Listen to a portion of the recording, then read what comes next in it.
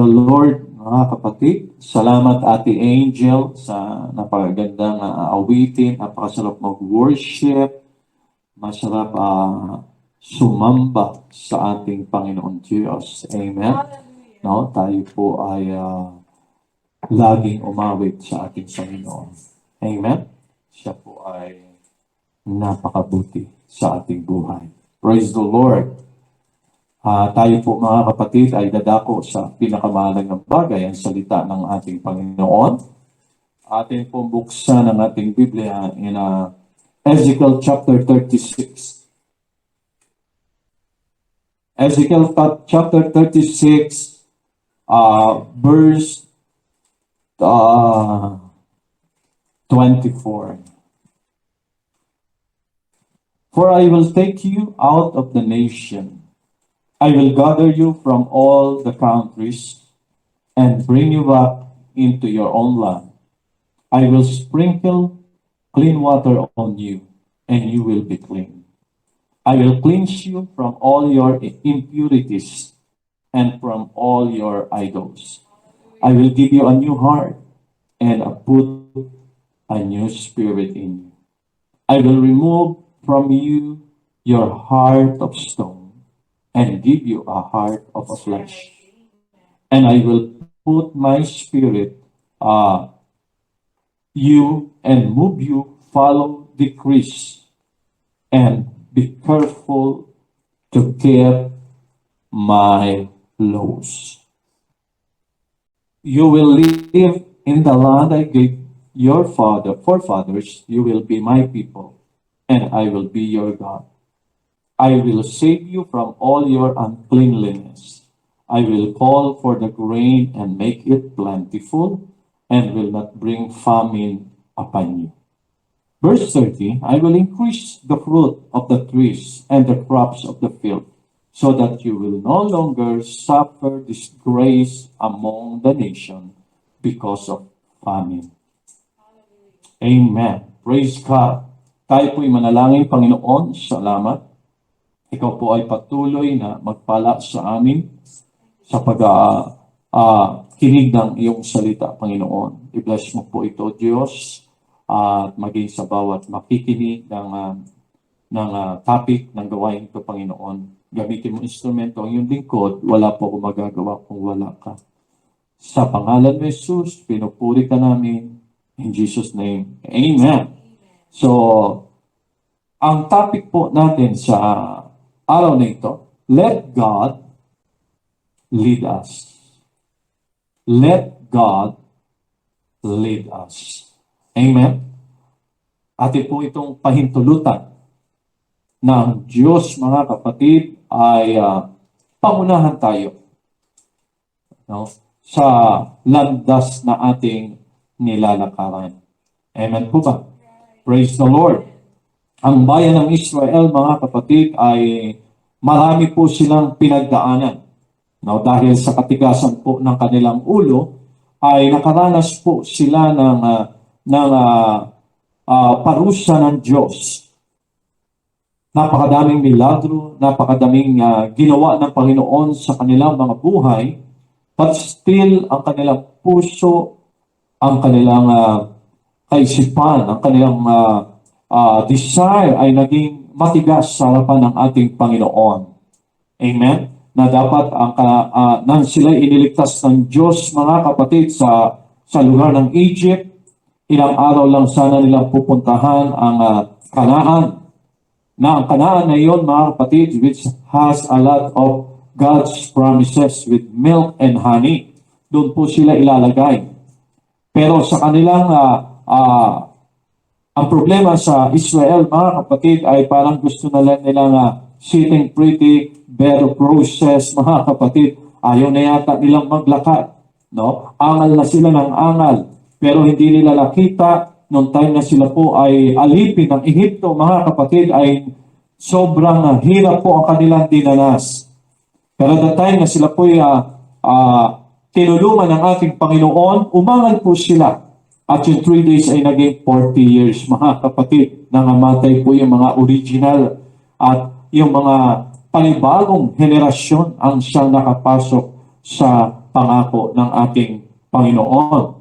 Hallelujah. At kaya doon sa meron pong covenant ang Diyos, no, sa kanila kapatid, the old and the new covenants. Yung old covenants placed upon stone, yung Ten Commandments, mga kapatid, based on the law, must be taught, legal relationship with God. In the new covenant, placed upon people's heart.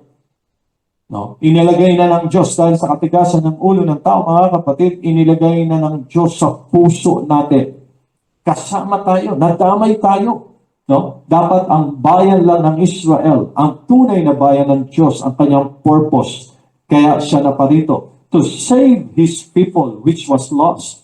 But because of the Gentiles' faith, at tayo po yun, mga kapatid, dahil sa pananampalataya nila sa ating Panginoon, hallelujah, ang kaligtasan po ay ibinaling ng Diyos sa ating lahat. It's a great blessing. Ito po ay napakaganda na pangako ng ating Panginoon based on desire, the love, and serve God, known by all, and a personal relationship with God. Amen? Ang kaligtasan natin, noon tinawag po ang bayan ng Israel by nation. Kaya pag meron pong nagkaroon ng pagkakaisa, nagkasala sa bayan ng Israel, ng mga Hebrews people, sila po'y pinarurusahan ng Panginoon as a nation. But we thank God, amen, tayo po ang ating relationship sa Diyos ay personal. Kaya sabi ni Paul, work out your own salvation with fear and trembling. Kanya-kanya po tayong kaligtasan. Bagamat meron po mga leaders, may mga pastors, may mga evangelists, may teachers na binigay ang Panginoon, apostles, and the prophets, ay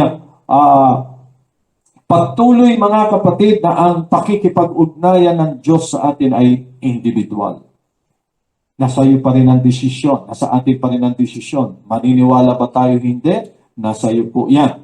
Ang sabi ng Deuteronomy chapter 28, Deuteronomy chapter 8, no? Dito po makikita natin how the Lord tests the heart of the Israelites, the Hebrews people, yung bayan ng Diyos. In Deuteronomy chapter 8 verse 1, be careful to follow every command I am giving you today, so that you may live and increase and may enter and possess the land that the Lord promised on oath to your forefathers.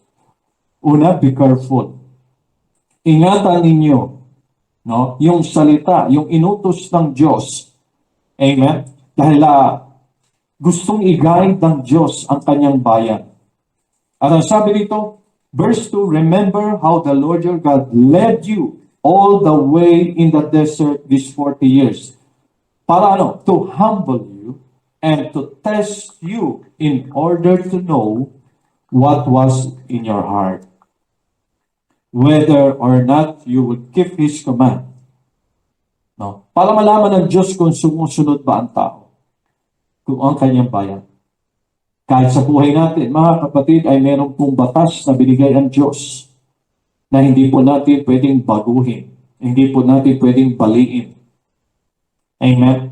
Na ang salita niya ay patuloy niyang pinanatili sa atin upang tayo po ay magaling kung tama o mali ang ating ginagawa sa harapan ng ating Panginoon. Hallelujah! Ang sabi po rito, He humbled you, causing you to hunger, and then feeding you with manna, which neither your nor our fathers had known, to teach you that the man does not live on bread alone, but on every word that proceeded, that comes from the mouth out of God. Ang salita ng Diyos ay mahalaga sa ating mga buhay. Dahil ito po yung ating salamin, ito po yung ating map upang magampanan po natin ang kalooban ng Diyos. Minsan nagtanong, Pastor, paano po natin malalaman kung ito'y kalooban ng Diyos? And one of them, our missionary answered, if you always to pray to God Kung lagi po tayo nananalangin sa Diyos, we will become sensitive kung ano yung kagustuhan ng Diyos sa ating buhay.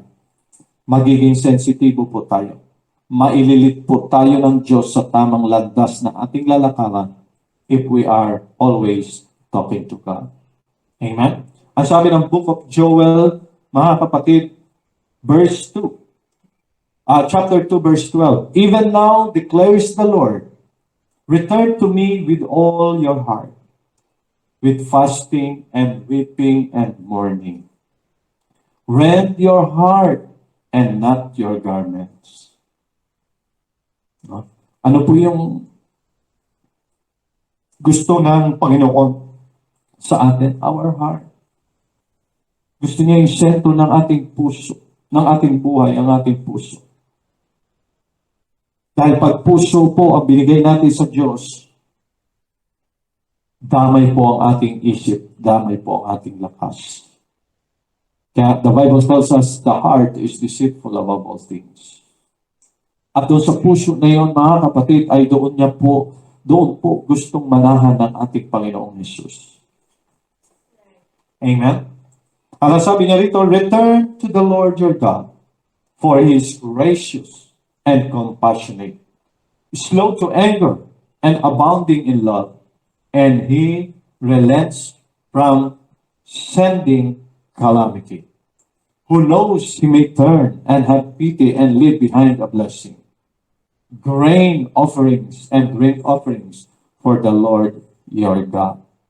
Amen? Sabi niya doon, rend your heart,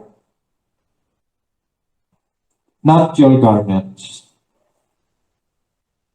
Yung ating pagkatao po ang dapat nating ipagkaloob sa ating Panginoon. Amen? Isa nag-iisip tayo, ano kaya bibigay ko sa Panginoon? Ano kaya magandang ibigay ko sa Panginoon, mga kapatid? Your attitude. Yourself. Amen? Ano sabi dito? God told the people to turn to Him while there was still time. Destruction would soon be upon them. Time is also running out for us because we don't know when our lives will end. We should trust and obey God now while we can. Don't let anything hold you back from turning to Him. Totoo po, wala pong nakakaalam ng bukas. Amen? Ang buhay natin ay hindi po natin alam. Hindi po natin kontrolado. Yes, ang iba ay nagpabakuna. Yung iba ay hindi pa. Iniisip natin na sa ganitong paraan ay ako ay mas safe, maliligtas, maganda po yun. Ito po ay malaking tulong din po sa bawat isa, mga kapatid. But hindi po natin alam ang bukas. Hindi pa rin siya garantiya, mga kapatid, na it will longer our life in this world. But only Jesus can hold our life. Only Jesus can know everything in our future. That's why we need to trust God with all our heart, with all our strength, with all our might. Kung meron man tayong pagkakatiwalaan ng ating buhay, yan po ay ang ating Panginoong Jesucristo. Why? Bakit sa Kanya? Because He is the one who created us. At nanggaling po tayo sa Diyos. Sabi rito, deep remorse was often shown by tearing, rending one's clothes, but God did not want outward display of penitence without true inward. No? So ang Diyos po ay tumitingin sa ating kalooban, sa ating puso, sa design ng ating puso, mga kapatid. Hindi po natin pwedeng maitago sa Diyos. Hayag po lahat sa ating Panginoon. Bawat tinulong natin, bawat ginawa nating kabutihan, yan po ay dadaan sa apoy ng ating Panginoon to test our heart if it's be true. Si Haring Solomon ay, nung siya po ay humiwalay sa presence ng Panginoon, mga kapatid, dahil sa kanyang katandaan, iniligaw po siya ng kanyang mga concubines na asawa. Kung ano-ano po yung kanyang pinaggagawa, mga kapatid, na labag sa kalooban ng Diyos. Bagamat siya'y maraming kayamanan, lahat na sa kanya, ang hindi niya maitago ay yung kalungkutang nasa puso niya. Amen? Na dumating po sa time na siya po ay nahirapan. Kaya sabi niya, lahat ng kanyang tinangkilik, lahat ng kanyang naabot, lahat ng kanyang pinangarap, nandoon, nakuha niya lahat. But the big problem is, nawala yung pinakamahalagang bagay sa buhay niya. Yun ay ang presensya ng Diyos na hindi po kayang bayaran ng anumang material na bagay. That is the joy of the Lord. Amen? Yung kagalakan na nagmumula sa ating Panginoon Diyos.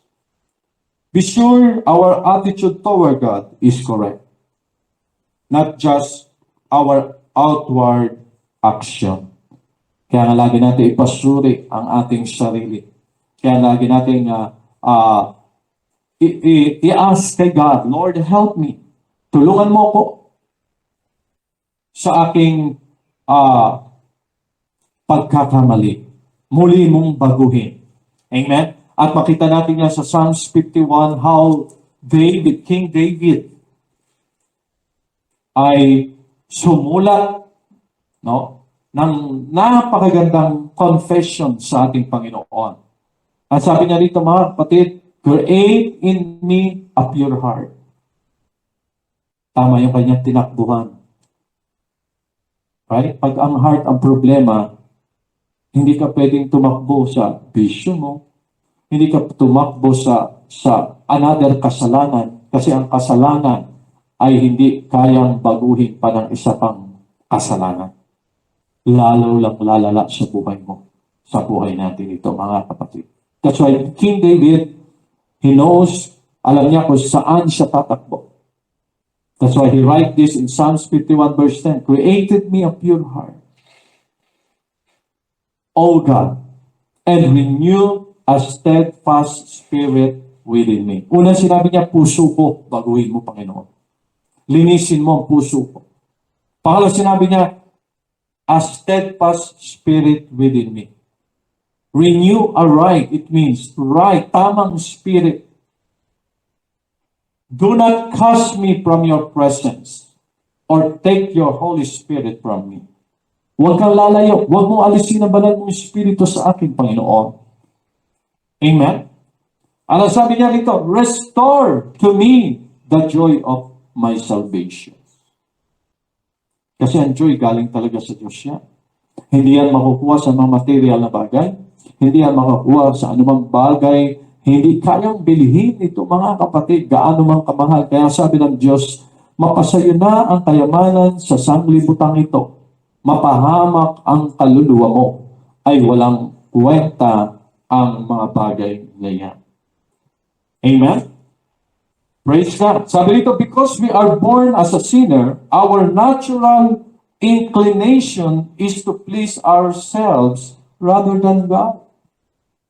No, kasi nga, sinners tayo, yung concept ng ating mind. Kaya sabi ng Bible, ang ating kalaban ay ang ating kaisipan.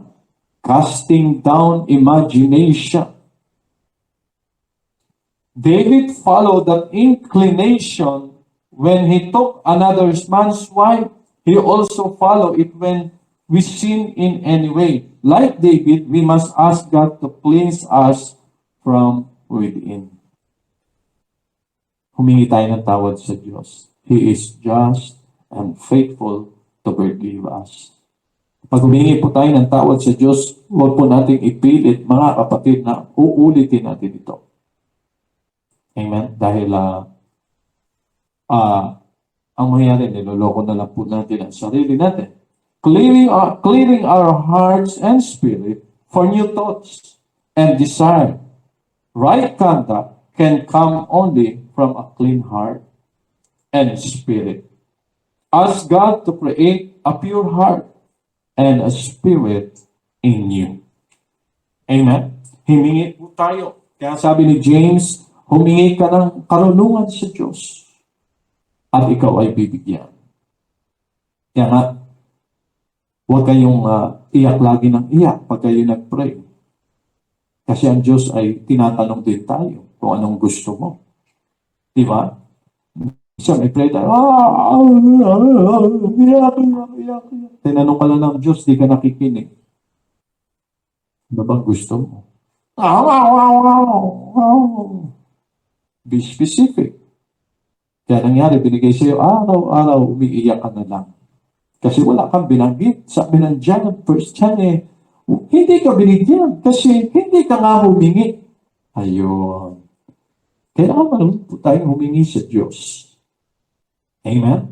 I-share ko lang po, to God be the glory, no? Bago po kami ng gawain sa Makati, sa Taguig.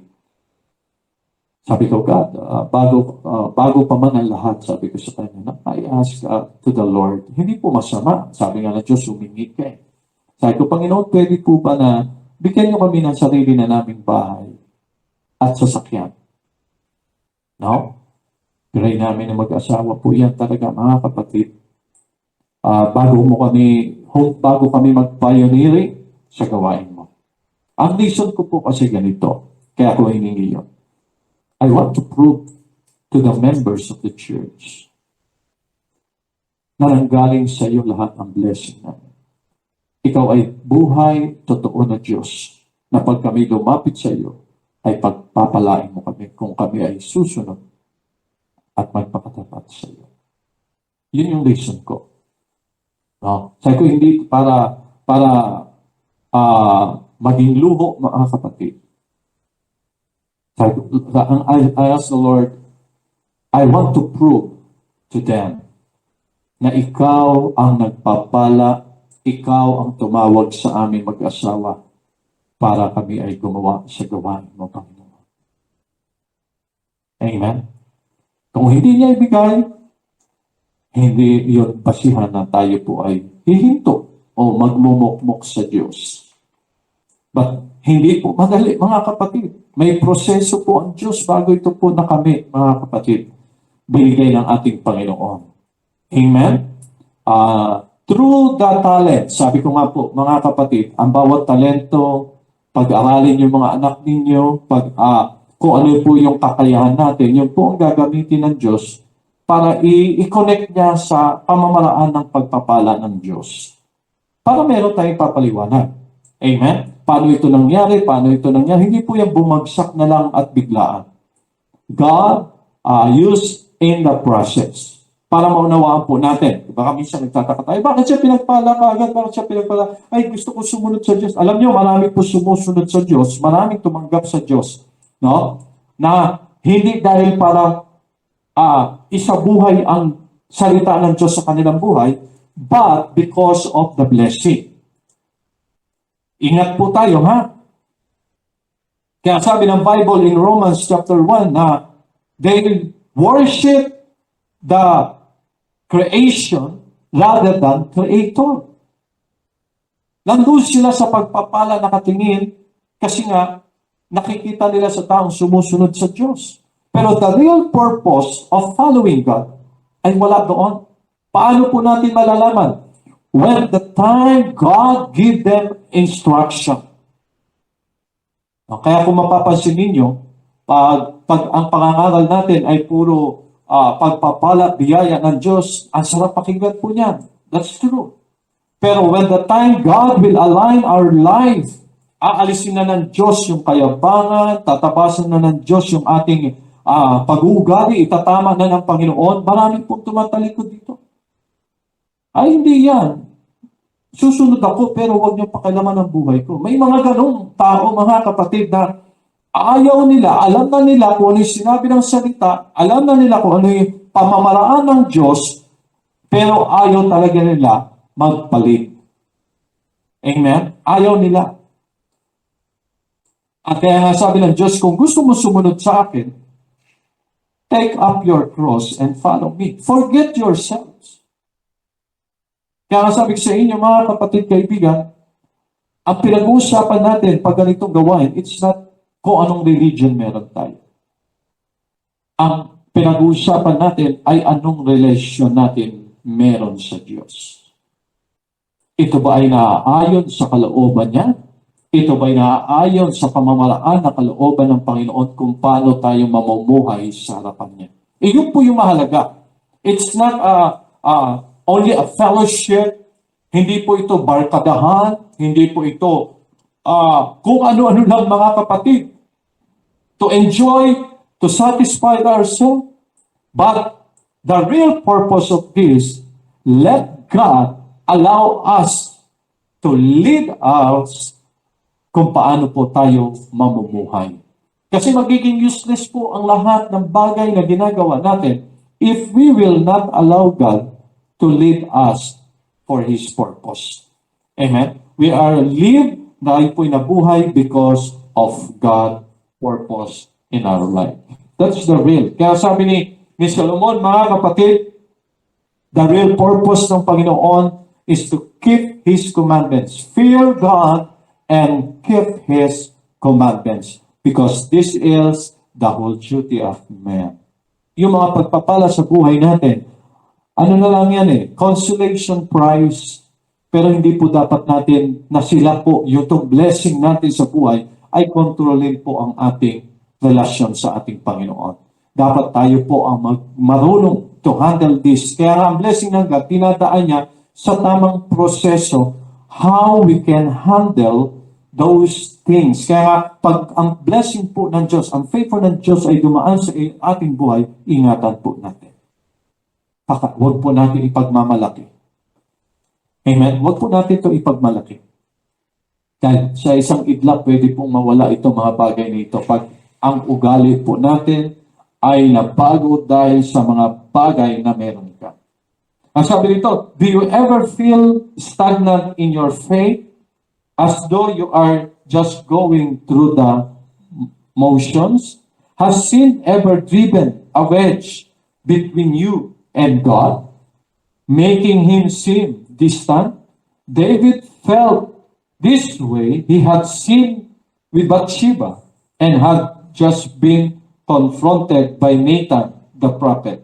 In his prayer, he cried, "Restore me the joy of my salvation." God wants us to be close to Him and to experience His full and complete life. But sin that remains unconfessed makes such intimacy impossible. Confess sin to God. You may still have to face some earthly consequences, as David did, but God will give back the joy of relationship with Him. Meron pong consequence yung ating pagkakamali, mga kapatid. But the good things, the joy of the salvation will still remain if you continue to humble in the presence of the Lord. Amen? Kaya sabi ng 2 Corinthians chapter 5 verse 17, no? Tignan po natin. He is a new creature. All things are passed away. All things are becomes new. Pag ikaw po'y tumanggap sa Panginoon, mga kapatid, nagsisi, nabautismo sa tubig sa pangalan ng Panginoon at ipinagkaloob niya ang kanyang promises, ang bautismo sa Espiritu. Hallelujah! Ano sabi doon, mga kapatid? Ibinihis mo si Kristo in Galatians 3:27. In 5:17, the Bible tells us, hallelujah, therefore, if anyone is in Christ, he is a new creation. The old has gone, the new has come. Christians are brand new people on the inside. The Holy Spirit gives them new life, and they are not the same anymore. We, new creation, living in vital union with Christ. At conversation, we are not merely turning over a new leaf. We are beginning a new life under a new master.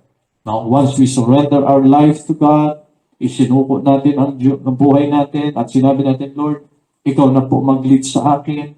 Ikaw na po ang magbago sa aking buhay. Amen? Humingi po ako ng tawad sa aking mga pagkakamali. No? That's a great thing we can do. Yun po yung pinakamagandang dapat nating hakbang gawin, mga kapatid, na tayo po ay magpakumbaba.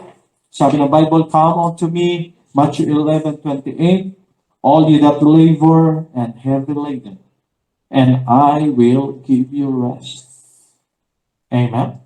"Take my yoke upon you," sabi ng Panginoon, mga kapatid, "I am meek and lowly." Amen?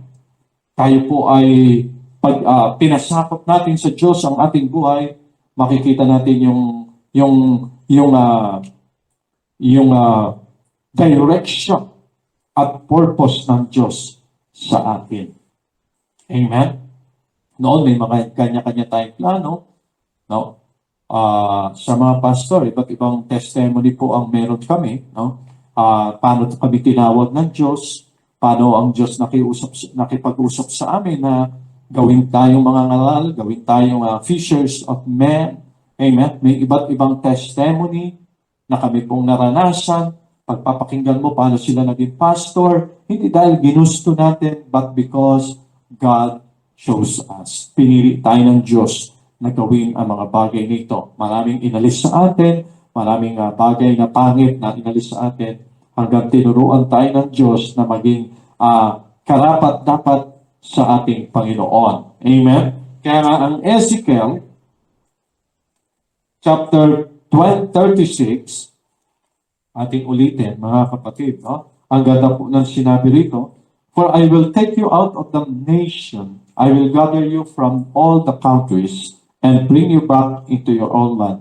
I will sprinkle clean water on you, and you will be clean. I will cleanse you from all your impurities and from your idols. I will give you a new heart and a new spirit in you. I will remove from you your heart of stone and give you a heart of flesh. And I will put my spirit in you and move you to follow my decrees." Pansinin ninyo. It's very hard to follow the decrees of God. That's why He said, "I will give my spirit in you." Para ano? Para maintindihan mo yung gagawin mo. Para maunawaan mo yung kalooban ng Diyos. Without the earth, without the wisdom comes from the Lord, hindi po natin maintindihan ba't natin ginagawa ito. No, naalala ko yung mga tao na mga kaibigan namin, sabi nila, mga katrabaho ko, napaka-boring ng buhay ko daw. Napaka-boring ng buhay mo. Kaya ayaw nila maging Christian. Ayaw nila maging born again. Napaka-boring daw ng buhay ng born again. Sabi ko, bakit mo naman nasabi? Uwi ka ng bahay, Bible study. No? Pag linggo, nasa simbahan ka, kami nasa mall. Pagkatapos ng trabaho, kami nasa hangout. Hangout kung tawagin No? Pag sweldo, nandun kami nasa hangout. Magkakasama, nagsasayahan, nagtatawanan. Ikaw, uuwi ka. Pupunta ka sa bahay, matutulog, pupunta ka sa simbahan, a-attend ng Bible study. No? Ito yung mga bagay na hindi maunawaan ng taong ang puso ay wala doon ng Diyos. Marahil na sa labi lang. Kaya sabi ng Panginoon, ang mga taong yan, ako'y pinupuri hanggang sa labi lang nila. Wala sa puso. Kasi pag nasa puso po talaga natin ang Diyos, hindi ka na magtatanong bakit kailangan mo umattend ng Bible study. Hindi ka na magtatanong bakit kailangan mong pumunta sa church o magsimba tuwing linggo. Hindi mo natatanungin bakit kailangan mo dumalaw sa mga kapatiran. Hindi mo natatanungin yung mga makalangit na gawain. Hindi mo na siya tatanungin because the Spirit of the Lord that is in us will tell us, will guide us, will lead us to do what is right in the sight of God. At kung ang Diyos ay nasa iyo, ikaw ay magiging masiyahin sa mga makalangit na gawain para sa ating Panginoon Diyos. Amen? Nag-e-enjoy ka. Kaya sabi ko, alam niyo ba na ang kasiyahan ko ay gawin ko yung kalooban ng Diyos. Sobrang saya ko sa ginagawa ko. Amen po ba? Hallelujah! Bahay, trabaho, simbahan, bahay, trabaho, simbahan, bahay, trabaho, simbahan. Simula nung nakilala natin ang ating Panginoon, hallelujah, until now, Sabi ko nga, hindi na ako mabubuhay, hindi natin gagawin ang mga bagay na ito. Kulang ang aking buhay kung wala ang gawain ng Panginoon. Kulang ang aking buhay kung hindi ako magbabahagi ng salita ng Diyos. Ito po yung mga tao na ang Espiritu ng Diyos ay nanahan sa kanyang puso. He enjoy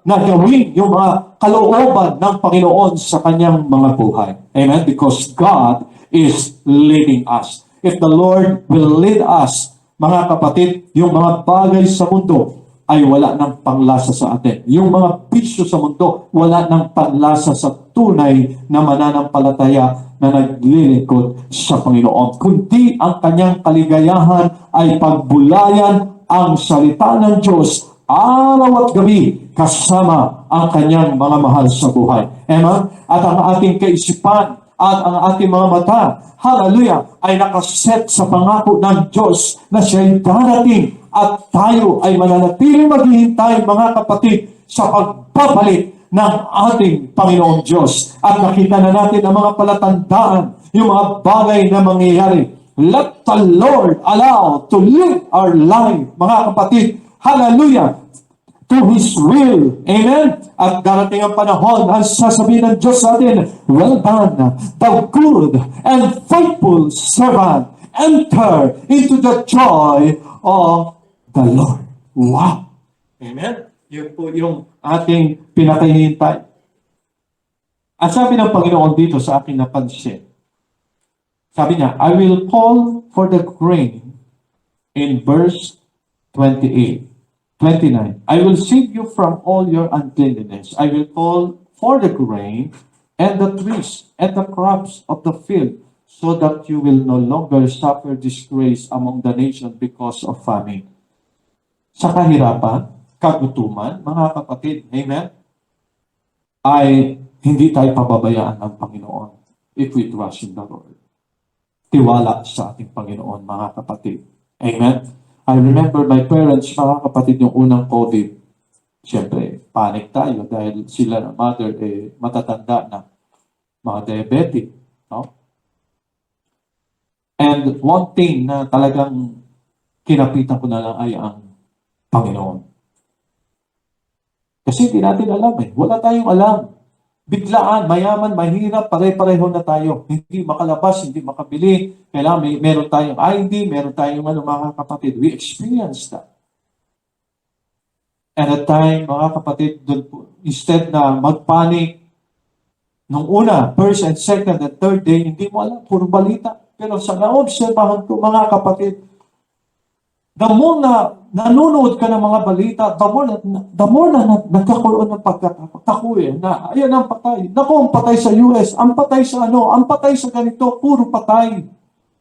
At bigla akong nagising, mga kapatid, na dapat pala lumapit tayo sa nakakaalam ng lahat. Amen? Kasi maraming tao hindi namatay sa COVID. Hindi namatay po. Alam mo kung naunang namatay siya, wala pa yung COVID, inatake na. Namatay po sa atake. Dahil sa mga pangit na balita na pumasok sa kanyang puso, pumasok sa kanyang isip, nagpanik, bumigay ang katawan. Kasi hindi magagandang bagay na balita ang pumasok sa katawan. Kaya ingatan po natin ang pinapasok natin sa ating kaisipan at sa ating puso. Amen?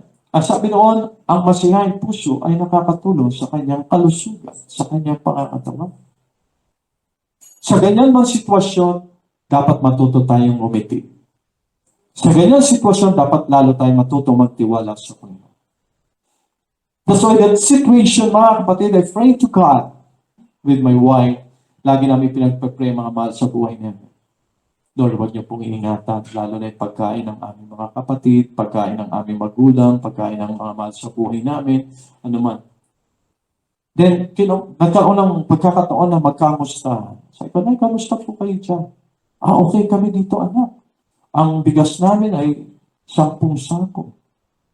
At yung aming mga prutas, hindi panahon ng prutas, pero panahon na nagsabay-sabay lahat na bunga ang kanilang mga pananim.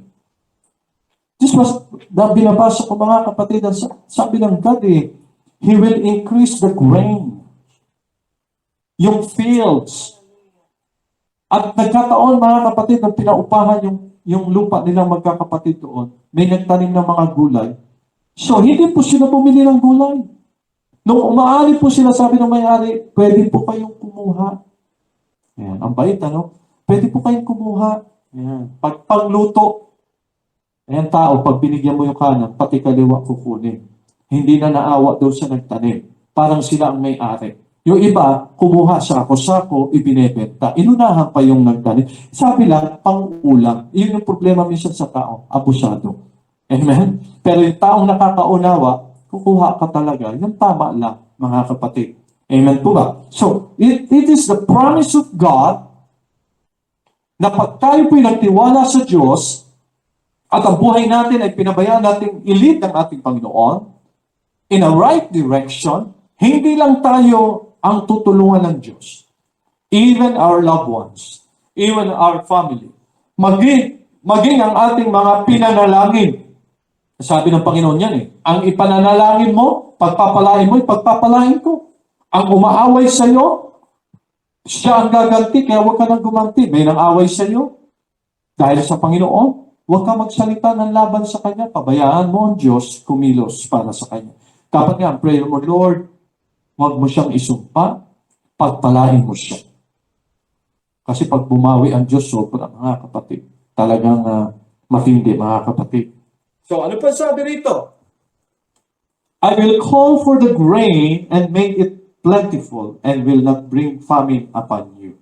I will increase the fruit of the trees and the crops of the field, so that you will no longer suffer disgrace among the nation because of famine. Then you will remember, no? Okay. Now, sabi doon mga kapatid, pag ang puso natin ay binago ng Diyos, He will just start and you will allow God in your life. And as Holy Ghost be upon us, yan po ang maggagabay sa atin, sa landas na ating lalakarin sa kalooban ng ating Panginoon. Hindi po haka-haka, hindi po hukom o kung ano pa man. But God will lead us in a right direction if we allow Him na kumilos po sa buhay natin. That's why we need God lead us. Di ba, naghalimbawa ang Panginoon na may 2 pintuan?